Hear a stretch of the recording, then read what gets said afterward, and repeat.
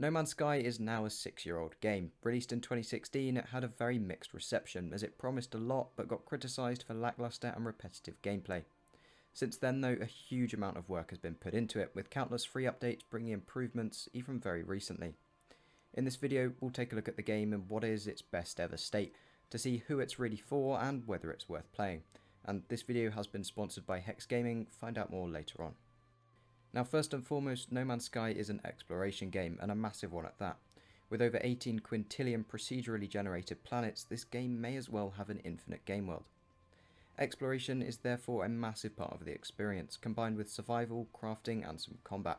So let's unpick these and see how well it all fits in together. When you first boot up the game, you're stuck on a nondescript planet where you must fight against time to repair a ship and escape a storm. When you first get into space, the feeling is one of, oh my gosh, this is big. But it's only when you open up the star map you realise the magnitude of how big. You could be surrounded by countless planets that take maybe minutes to travel between, which is quite a long time for a game, but then you open the map and realise that this is just one of a few hundred star systems in that region. Oh, and there are 4.2 billion regions. Hopefully this gives you an idea of just how big it is, and a common comparison is actually Minecraft, however don't think it's anything like that. Each planet is completely different in quite a lot more ways, with everything from the landscapes, biomes and even available resources being completely unique, and the developers have even gone as far as to make the life forms procedurally generated too, so the life you'll encounter is also never the same. You're encouraged to explore these worlds through what I'll call light story elements and the natural will to progress, which I think this game handles very well. All of the main elements you interact with as a player can be upgraded, which includes all your ships, land vehicles, tools, weapons and your exosuit, which is like your character upgrades. All of these things can be improved in terms of their efficiency and functionality, which you'll benefit from more and more as you progress through the game. Another part of the game essential to the No Man's Sky experience is the crafting, building and fabricating systems. When you first start the game, you'll manage with some very basic wall, floor and ceiling panels, but as you progress you're going to want more, and the game really caters to that. Everything from energy generation and storage to more complex building elements allows for extensive base building and construction, which is actually in depth enough for there to be a creative mode. In the non-creative modes though, this is all built upon the very basic crafting from raw materials, which is a pretty standard system of finding X and Y to make Z and then using that to make something else. When you first start out, these raw materials and basic items will be in short supply, so you'll need to spend a lot of your time looking for them, but as you keep playing, you'll effectively unlock new items by discovering the materials needed to craft them, which is a really nice and natural way to give you a sense of progression. As for the light story elements, it's a bit of an interesting one.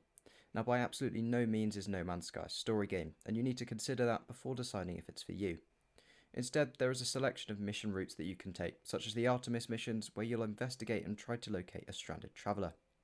There are a few of these as, let's say, pathways that you can choose to follow, however they are 100% optional, so you can dip in and out when you choose, or even just avoid them completely. They can be really quite engaging despite their simplicity, and FYI, there's no actual voice acting in this game, as everything appears as text on screen, although it does work better than you'd think, to be honest.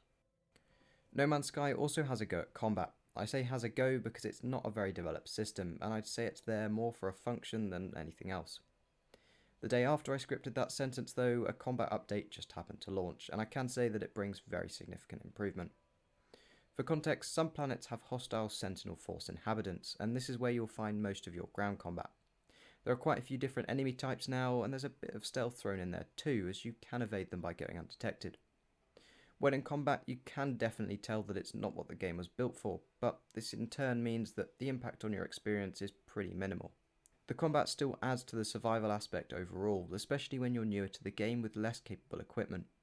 My highlight for the combat though is how after aggravating Sentinel forces on a planet, the scrap will continue up into space when you leave, because yes, there is space combat. In a very Star Wars-like X-Wing fashion, you have a laser cannon and missiles at your disposal to deal with incoming threats. When being chased by Sentinel, your hyperdrive also gets disabled, so you can't just fly away, which can lead to some pretty intense encounters. In a true GTA style, there is also an iteration of the wanted level system, which allows the combat difficulty to progress. Now before we get into the rest of this review, this video has been sponsored by Hex Gaming and their ultimate controller for PS5. They sent me one to try out and I've really enjoyed using it. The highlight feature is of course the selection of rear buttons that you get. The Ultimate controller has 4 of these, which can easily be mapped to any of the normal buttons on the controller, no software required. The controller is also fully customizable. Pretty much every component has a large selection of colours and finishes, so you can make it look however you want. The controller also comes with multiple thumbsticks, so you can change the height and shape of them on the fly. The final standout feature is that this controller is actually built from an original Sony DualSense, therefore you still get the adaptive triggers, haptic feedback and touchpad, which are all needed to fully experience first-party games.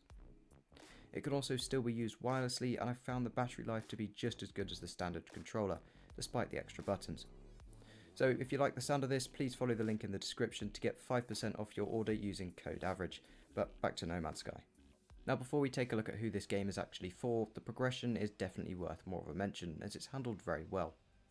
No Man's Sky becomes a few experiences in one, because as you rack up your hours, your goals and priorities will change, which in turn puts a much greater focus on different parts of the game.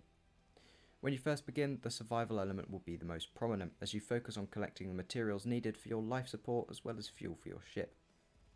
As you keep playing though, it becomes viable to instead buy much of these needed materials and instead focus on other things, such as acquiring new ships or freighters, which are Star Destroyer-esque ships which you can dock your smaller ones in and also use as a hub for space battles. Your freighter can be customized and upgraded, and you can even make it orbit the planet you're on.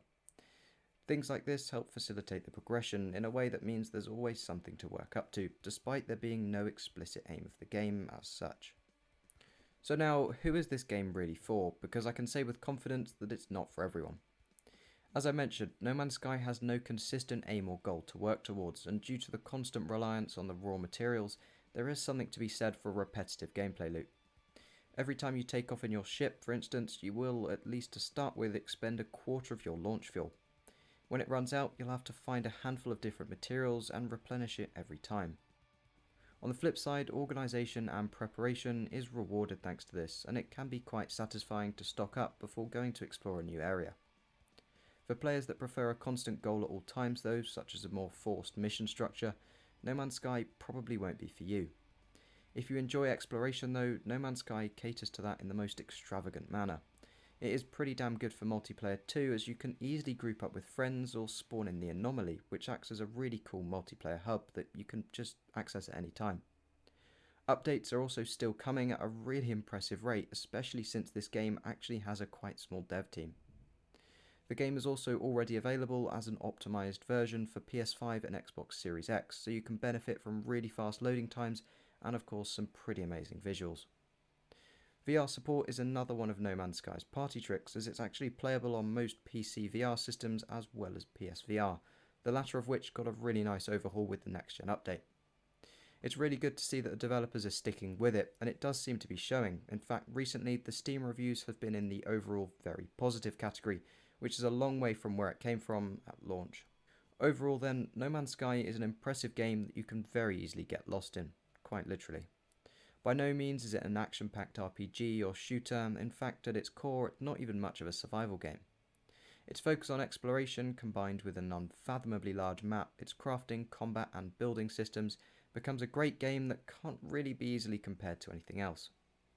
If you fancy getting completely immersed in another universe though, especially if you have a friend or two who's up to do it with you, No Man's Sky is easily recommendable, and it's only going to get better.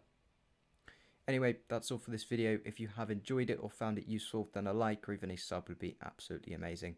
But that's everything, so thank you for watching, and I'll see you in the next one.